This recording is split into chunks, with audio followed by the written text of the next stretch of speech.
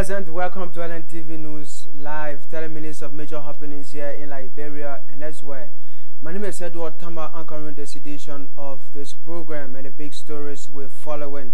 Good news for fire victims of Popo Beach in Nukru Town, as President George Mane Weah promised to reconstruct the reconstruction of 50 new housing units.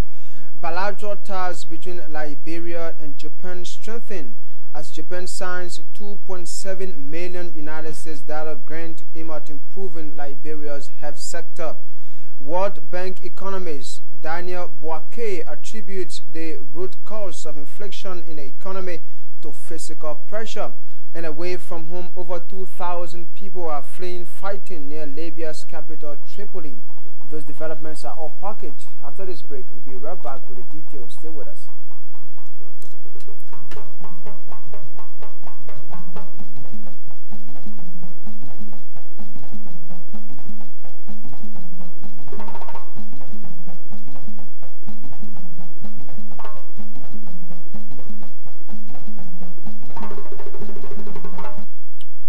Welcome back to the program. Good news for fire victims of the Popo Beach in Nukru Town, as President George Mane Weah on Monday promised the reconstruction of 50 new housing units in that area.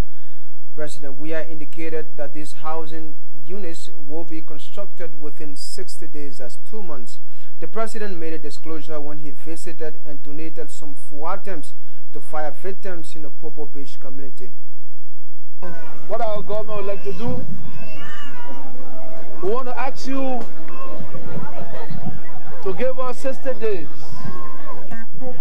And as I speak, tomorrow we will start the new project here. In 60 days, you'll come back home.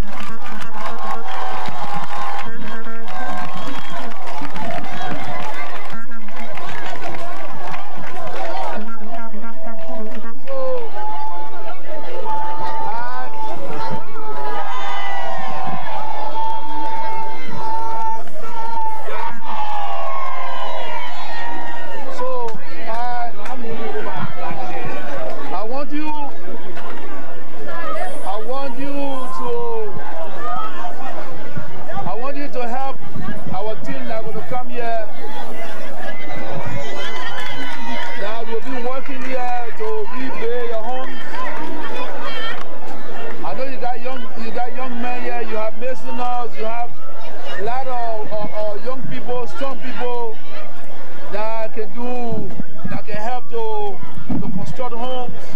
We're asking all of you, all of the young men and women that can help for the buildings to come back. We're asking you to join our team and to also protect those materials that will be on ground so we can put you back in your homes. I will be also inspecting in the 60 days to make sure that we rebuild your homes, and those homes that are near you that doesn't complement what we're going to build, we're also going to take it from the way and we're going to give them what you got. Meanwhile, the Fire Chief Alex Dixon says the National Fire Service is doing all it can to increase their response to fire disaster in Monrovia and its surrounding, despite the challenges. This is the challenges that we are facing in Liberia when it comes to the issue of access, alleys to homes. It is huge.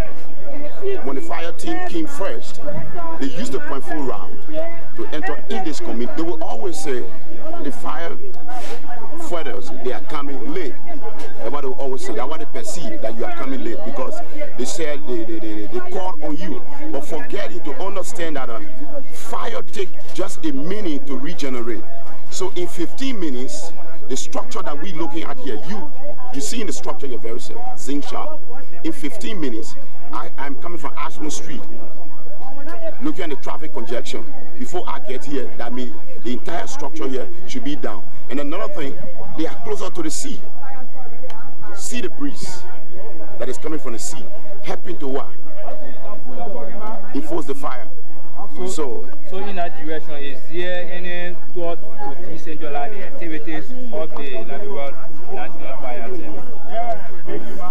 we are decentralized in certain communities. But the issue of decentralization is important too. But I don't look at the response from those that you are coming to save. For those that you are coming to save, how are they thinking?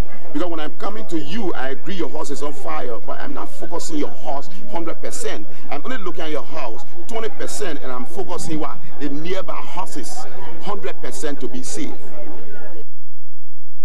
Well, following that interaction, some fire victims spoke to LNTV News. We were on our knee, we were praying for 14 days. We go low, the people started shouting, fire, fire. And I go outside with my prayer, people were looking at the fire. But we go low, the breeze, breaking the fire, the children off in the fire. But we're not getting chance. I can't walk horses them point. How many horses? 11 horses. Including the church?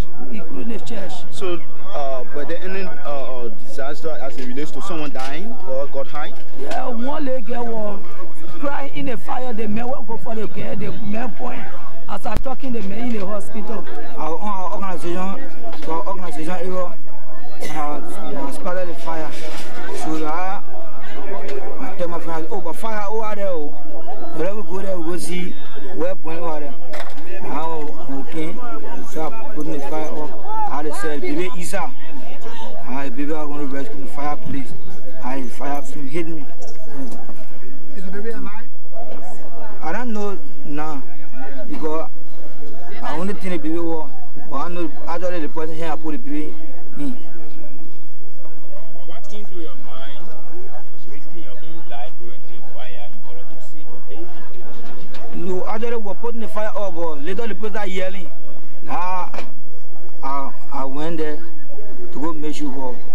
I brought the baby out. I didn't know actually who here put the baby in for the fire for me. You know, I was going to pin, so I can't tell. So saving the life of a baby. So what comes to your mind? What the excitement it brings to you? Actually, you know, for our community here, we together. So when we hear such a thing, we see such a thing like that, we can go and help people. But when the people are crying, say, oh, the baby Isa, I went there because all the people that were fighting the fire to put the fire up. Then I went around the people and walk, talking about the baby. I went there to rescue the baby.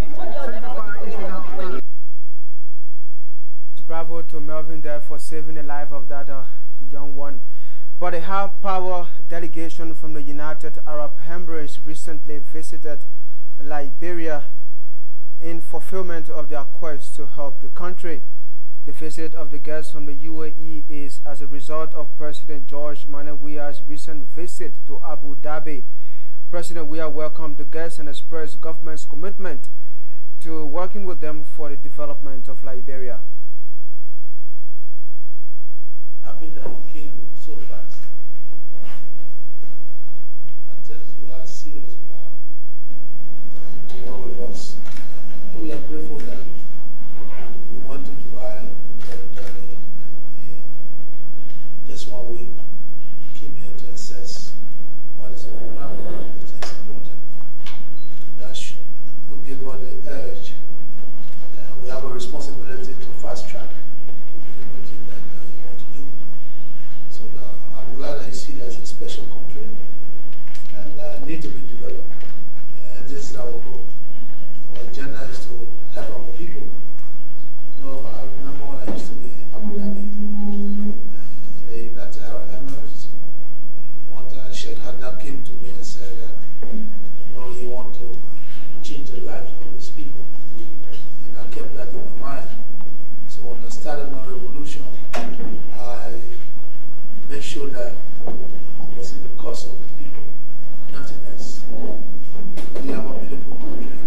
We have resources. Look at our country. No light. It's a very small country. No electricity.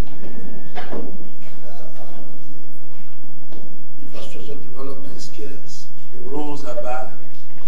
You know, if no big country can achieve those things that a small country can achieve. We need to get the right people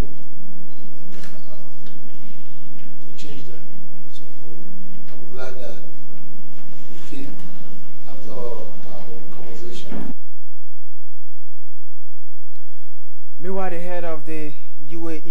delegation, Assistant Minister of Foreign Affairs and International Cooperation, Sultan Mohammed Al-Shamsi, said they were in Liberia to assess areas of development in the country.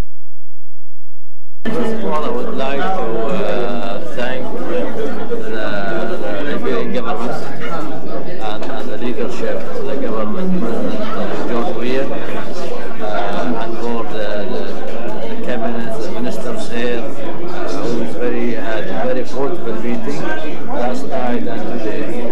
And we had actually this morning really a field trips, field visit to a number of locations like the ports, the airports, the agriculture sector, the education sector, the health sector, the energy, and small and medium prices, and others like his projects. So I think the visit was very, very fruitful, and the team here actually in Liberia was very, very collaborative and very supportive, and it's really good to be here. We hope that actually by this visit we have been very strengthening our collaboration in different areas. Now, when Liberians are anxious about when practical work will start, now the enthusiasm out there, people are happy to see the delegation to Liberia. But the question now is, when do we see the actual work being done? Well, I mean, this visit actually after the state visit from Liberia to UAE, when the President George Weah came to Abu Dhabi and met our Crown Prince Sheikh Mohammed bin Zayed. So immediately after the visit, actually, we formed the BN within less than 2 weeks. We are here actually to do the review and the field visit. And by the way, actually today we launched already 2 programs. What are those? One program actually a health program in collaboration with the Ministry of Health. This morning we launched the program, and also just 2 hours ago already we have launched another program actually on agriculture. Now, Liberia and Japan have signed a $2.7 million United States grant agreement to improve the health sector of the country.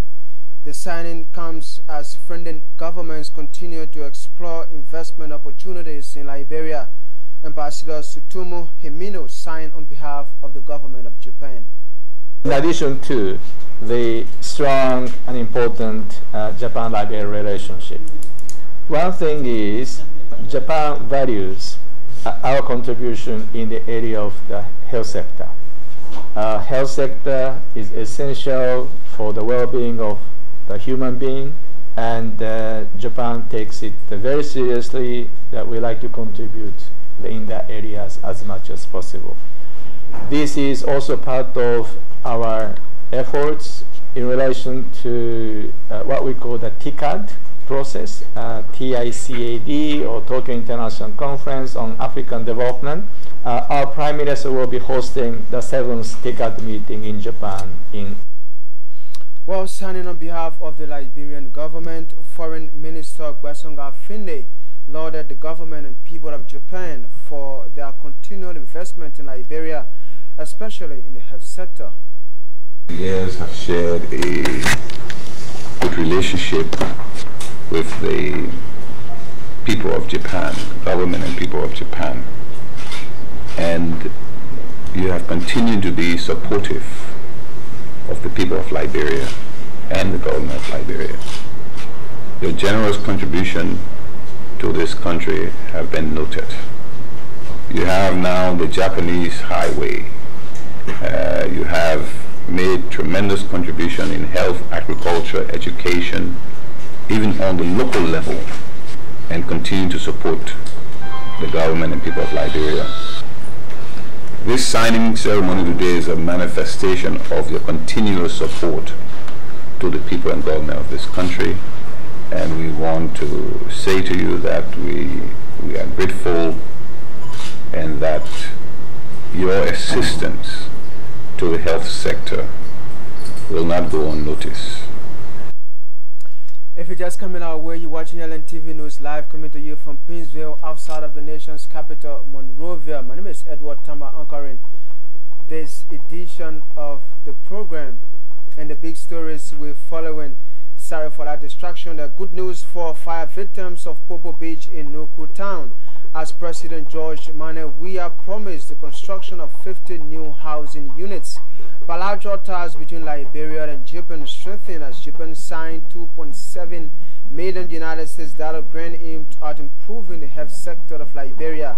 World Bank economist Daniel Boake attributes the root cause of inflation in the country to physical pressure, and away from Liberia, more than 2,000 people are fleeing, fighting near Libya's capital, Tripoli. More developments are still ahead. After this break, when we bring you sports with Kaliba Zize, we'll return with more developments. Stay with us.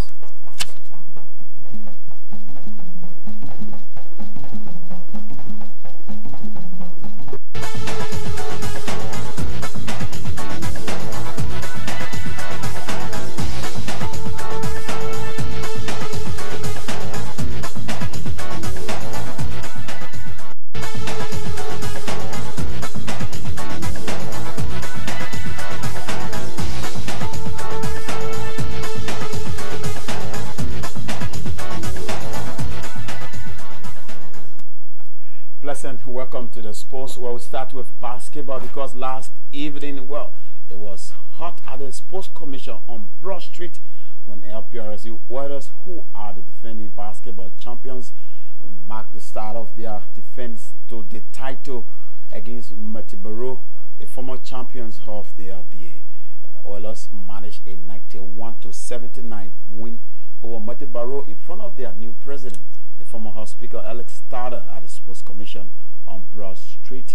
Well, our reporter who witnessed the match said several missed throws from Matibaro were blessings for the sensational LPRC Warriors boys. And the other match at the Sports Commission last evening, NPA Patterns managed a 94-52 points victory over Monrovia Pistols. The basketball league will continue this week. To football, well, Christopher Jackson was in the headlines again at the weekend when he scored 4 goals to help Leicester FC to a 9-0 victory over Catrice FC in a rescheduled LFA First Division match. The game took place at the Antoinette Tottenham Stadium, and St. John's Christopher Jackson, who marked his return to the Liberian FA League recently, scored 4 times and helped a teammate Edward Leonard, a former Maserado County star, to score as well 4 goals to help Leicester FC to the 9-0 victory. And that's the biggest scoreline in top flight football for many years, and the worst defeat that Catrice FC has received in their history. Well, it means Christopher Jackson has scored 9 goals in 2 matches, having scored 5 last Friday against Jabu FC in the Liberian FA Cup final. Well, in other rescheduled game yesterday at the Antoinette Tottenham Stadium, Church Boys Jubilee FC managed to collect their first win with a 2-1 victory over Small Town FC, who are mourning the loss of their Chief Executive Officer, Adolf Lawrence. To kickball, Community Youth Empowerment will show some strength at the weekend to defeat Royal Sisters 4-2 home runs in an entertaining kickball clash at the 72nd field in Painesville, and that win takes CYE to the big tour of the competition, while Royal Sisters will have to fight in their remaining matches to collect victories to progress to the next round. In other game result on Sunday, Supreme Girls make a show of their place in the last tour with a beautiful win, 2-1 home run victory over Sarius, who proved some stubbornness in that match. Well, thanks to kickball most valuable player Ahwa Ama, who was instrumental in helping Supreme to the win. And the defending champions Arc Sisters maintained their unbeaten run on Saturday, beating Aries 8-7 home runs in a tight match as well. Also, stay undefeated is Youngstar Sports Club, or YSSCA. The defeated Girls Anointed 5-4 home runs on Saturday. Both CYE, that's Arc Sisters, and Youngstar Sports Club have moved or qualified to the next stage of the competition. And that's it for the sports.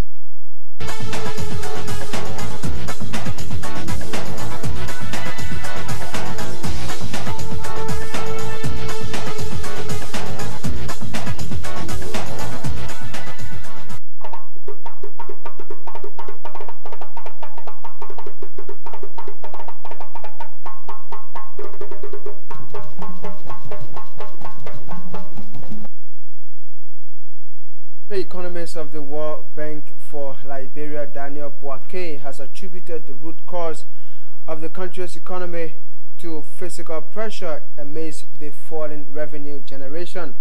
Mr. Boakye is also calling on the government of Liberia to improve on its revenue generation and cut down expenses as a way of tackling this situation. Mr. Boakye spoke with reporters Monday in Monrovia following a video conference with stakeholders from African countries on the status of the economy of sub-Saharan African countries. Whenever a country is growing below its population growth rate, it spells a lot of trouble for the country. It means definitely that poverty is increasing in the country. It's a very quick back-of-the-envelope assessment of what the country would be going through. So definitely the growth rate is not the best. What and I think government really has all the instruments in their own hands. As the chief economist said, growth is in the hands of policymakers and the various countries, right? What is critical, first of all, is for government to be able to maintain macro stability, because, as it said in economics, is the necessary, even though not sufficient, condition for growth. So to be able to maintain macro stability, it means that the fiscal deficit must begin to decline. Currently, it's rising, and that is why growth is not picking up. Because if you know the formula for measuring growth, whatever you grow in terms of nominal GDP, it has to be discounted by inflation. So by the time you discount the growth, nominal growth rate by inflation, it has come to almost zero. So keeping your economy stable is number one. And then number two is that government would have to look at investments that can facilitate growth. Currently, the donors and government are in some discussions around the setting up of special economic zones. This platform could provide an opportunity for the economy to begin to get a bit energized, because if you have foreign companies coming on board, or even Liberian private sector investing in an environment like this special economic zones, they could have multiplier effects and spillover effects on the country. Pittsville City Corporation Assistant, a special assistant to the mayor, Andreana Davis, said women empowerment is essential to the development of the society. Madam Davis said without women's empowerment, women will not feel that's equally important to the development process as men.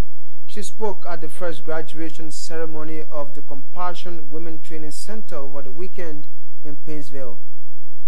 Women empowerment is all about equipping and allowing women to make life-determining decisions through the different problems that will arise in society. Alternatively, it is a process for women to redefine gender roles that allows for them to acquire the ability to choose between known alternatives that have otherwise been restricted from such ability. So having understand what women empowerment is, let us look at the importance of women empowerment in society. The entire nations, businesses, community groups, they all benefit from the implementation of programs and policies that adopt the notion of women empowerment. Also speaking, Compassion Women Vocational Training Center Administrator Josiah Pilate called on the government, donor partners, and well-meaning Liberians to support women empowerment for a better society. It is so saddening that if a woman learns this and she doesn't have any means to move forward, to progress, to keep pushing or act, it becomes pitiful. So this is why we want to make a passionate appeal to our audience.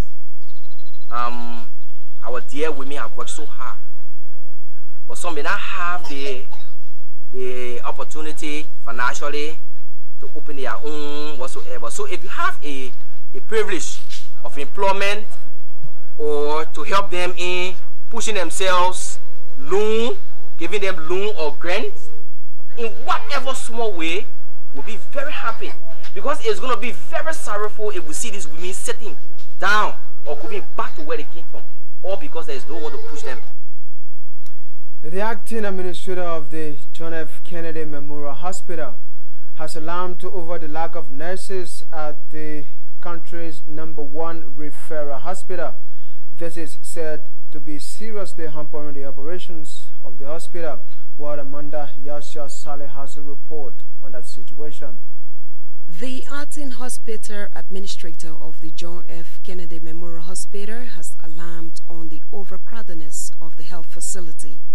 According to David Parker, the overcrowdedness of the country's only referral hospital has left the hospital management with serious capacity problem. Madam Parker says, with this situation, the ratio between nurses and patients is 38 patients to a nurse. The nurse that is assigned to this room has 3 rooms to take care of, and each of the rooms carry 12 beds. So she can take care of this 12 room, another 12 room plus the 2 private patients. So it's stressing, it's overworked, they become burned out, and she has to open every patient chart, ask them for their complaints, ask them about their babies, find out what they need to be done for them. If there are lab requests, that order new orders, she has to pick it up, go to the lab, get new orders, go to the pharmacy, get medication.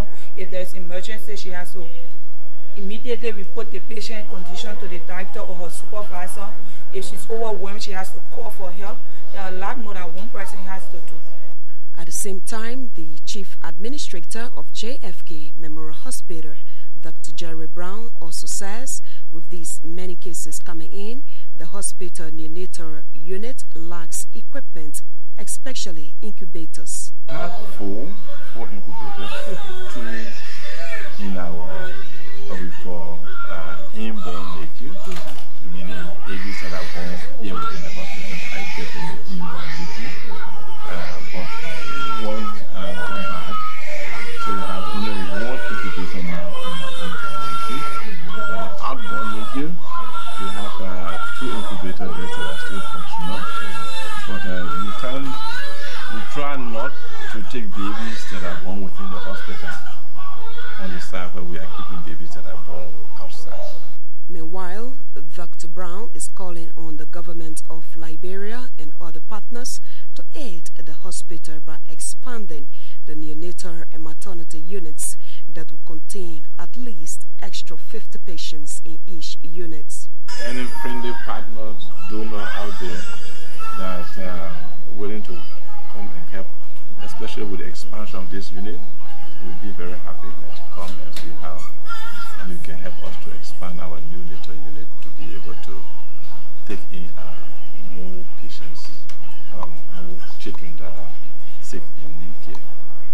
At the same time, some discharged and stranded newborn mothers are calling on the government and humanitarians to kindly come to their aid by settling their bills with the hospital.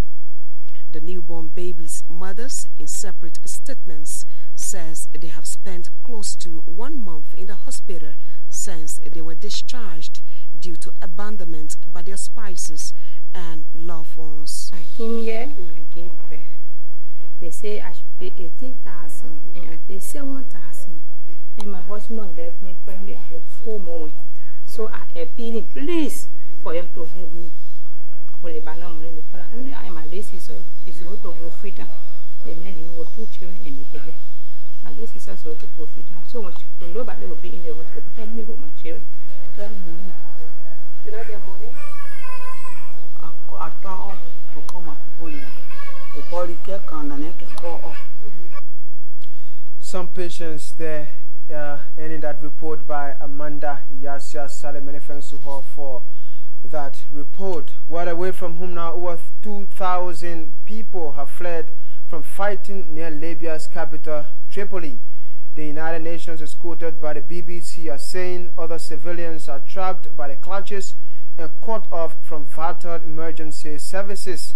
Forces under General Khalifa Haftar began attack on the city last Thursday with the aim of seizing it from Libya's United Nations-backed government. Prime Minister Fayez al-Sarraj has accused General Haftar of attempting a coup and says the rebels will be met with force. That brings us to the end of this presentation of LNTV News Live. Before we let go, a very reminder of the big stories we told you. The good news for fire victims of Popo Beach in Nukru Town, as President George Manewia promised the construction of 50 new housing units. Bilateral ties between Liberia and Japan strengthened as Japan signs $2.7 million United States grant aimed at improving Liberia's health sector. World Bank economist Daniel Boake attributes root cause of inflation in the country in the economy to physical pressure. And away from home, over 2,000 people flee fighting near Libya's capital, Tripoli. Many thanks to all of you for watching LNTV News Live. Many thanks to all of our contributors, reporters, and correspondents for making this edition a success. On behalf of the entire production team here at the Liberia National Television, my name is Edward Tama. Thanks for watching. Bye-bye.